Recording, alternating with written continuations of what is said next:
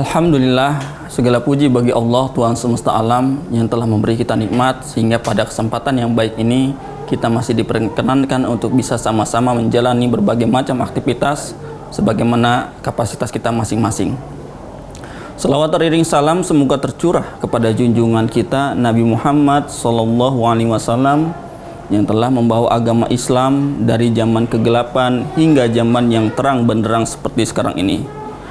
Para pemirsa TV-mu dimanapun Anda berada, Allah Subhanahu wa Ta'ala menurunkan agama Islam sebelum turunnya agama Islam di muka bumi ini dalam keadaan kacau balau, layaknya sebuah tempat yang baru saja tertimpa gempa bumi atau tertimpa tsunami. Mayat berserakan, gedung-gedung bangunan reruntuhan. Inilah keadaan sebuah tempat yang dalam keadaan hancur sehancur-hancurnya. Itulah perumpamaan kehidupan manusia sebelum datangnya agama Islam. Akan tetapi Allah Subhanahu wa Ta'ala menurunkan Islam supaya umat manusia ini dalam keadaan hidup berkeadaban. Sebagaimana Allah berfirman, "Wa ma arsalnaka illa rahmatan lil alamin." Sungguh aku turunkan engkau agama Islam atau kami mengutus Nabi Muhammad SAW sebagai rahmat bagi seluruh alam. Islam sebagai rahmat artinya adalah dengan agama Islam, dengan hadirnya Islam di muka bumi ini mampu memberikan jalan terang kepada seluruh umat manusia. Islam dari segi definisi artinya adalah selamat. Asal kata dari kata salima artinya keselamatan. Aslama yuslimu islaman, tunduk, patuh, taat, berserah diri kepada Allah Subhanahu wa Ta'ala.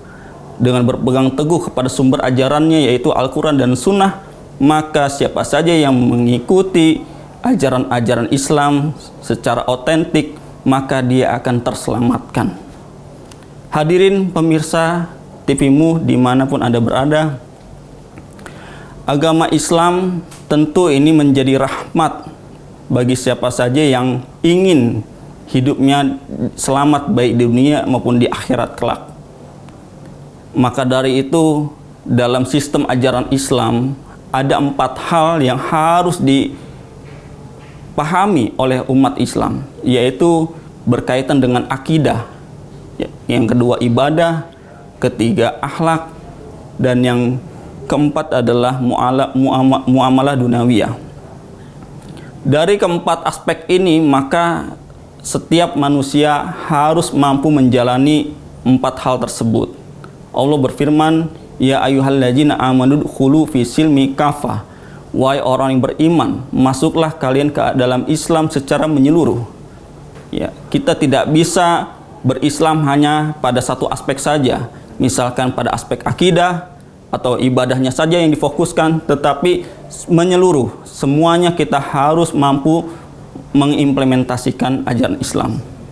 Tapi dalam hal ini, dalam kesempatan kultum ini, saya ingin memberikan penekanan pada akhlak, ya, perangai, bahwa setiap muslim yang memiliki perangai yang baik itu adalah buah dari keyakinannya kepada Allah Subhanahu wa Ta'ala dan ibadahnya kepada Allah Subhanahu wa Ta'ala. Jadi tidak mungkin akhlak itu mampu diimplementasikan dalam kehidupan tanpa melalui akidah atau tauhid yang kokoh dan juga ibadah yang sempurna. Para pemirsa TV-mu rahimakumullah, Islam memilih atau Allah Subhanahu wa Ta'ala menjadikan Nabi Muhammad SAW sebagai role model. Dalam firman-Nya, "Laqad kana lakum fi Rasulillahi uswatun hasanah." Telah ada suri teladan dalam diri Rasulullah sallallahu alaihi wasallam. Artinya apa? Bahwa setiap kehidupan kita harus merujuk menjadikan teladan Nabi Muhammad SAW itu sebagai uswatun hasanah, sebagai teladan yang harus kita contoh. Nah, oleh karena itu dalam hal ini Imam Al-Ghazali dalam kitabnya Ihya Ulumuddin mendefinisikan akhlak dalam 2 pendekatan. Yang pertama adalah pendekatan stabilitas, yang kedua adalah pendekatan spontanitas. Stabilitas akhlak maksudnya adalah merupakan karakter, di mana karakter tersebut adalah kebiasaan melakukan hal-hal yang baik, yang bersifat permanen dan berkontinu, berkelangsungan, berkelanjutan. Yang kedua adalah spontanitas. Artinya adalah spontanitas itu maksudnya tidak ada paksaan. Yang dia lakukan itu pure, memang lahir dari dirinya. Jika ada kesempatan, jika ada tanpa ada paksaan, maka itu lahir dari buah dari ibadahnya dan keyakinannya kepada Allah Subhanahu wa taala. Kemudian di sisi lain Al-Ghazali juga mendefinisikan akhlak, ya, akhlak yang dia definisikan adalah terkait dengan pengendalian dari 4 hal. Yang pertama yaitu mengendalikan hawa nafsu. Yang kedua mengendalikan amarahnya. Yang ketiga mengendalikan keilmuannya. Dan yang keempat adalah mengendalikan rasa keadilan. Oleh karena itu, dalam bingkai keislaman, seorang muslim harus mampu berakhlakul karimah, berakhlak yang mulia dalam kehidupannya.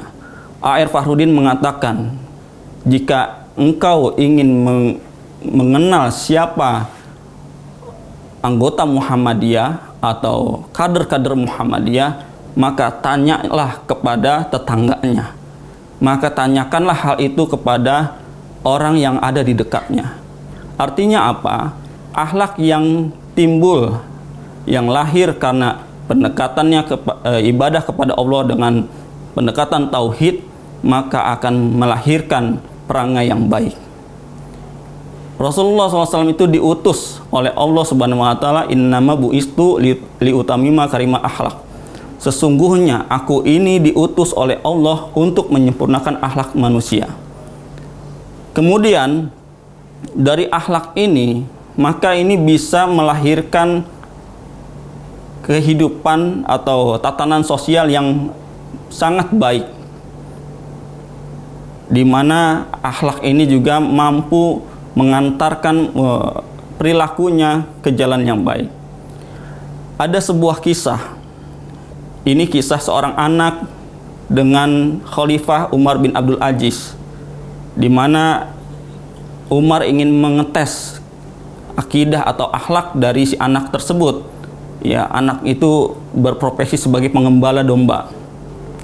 Wahai nak, apakah saya boleh membeli domba gembalaan Anda? Lalu si anak itu menjawab, domba-domba ini bukan milik saya, tetapi milik majikanku. Si khalifah ini terus merayu anak tersebut.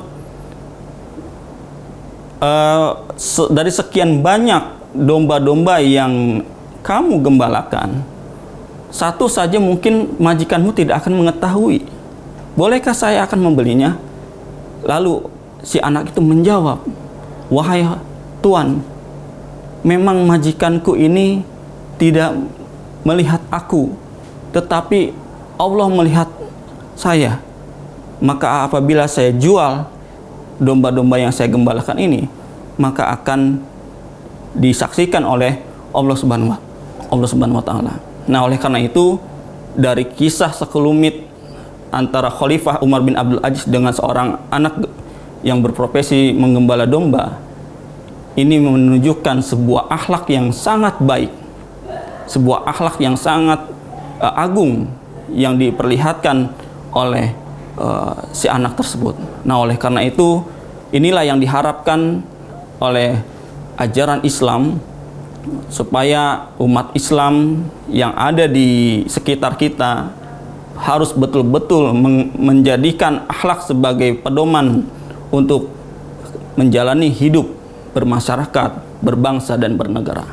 Demikianlah kultum yang singkat ini, kurang lebihnya mohon maaf. Fastabiqul khairat. Wassalamualaikum warahmatullahi wabarakatuh.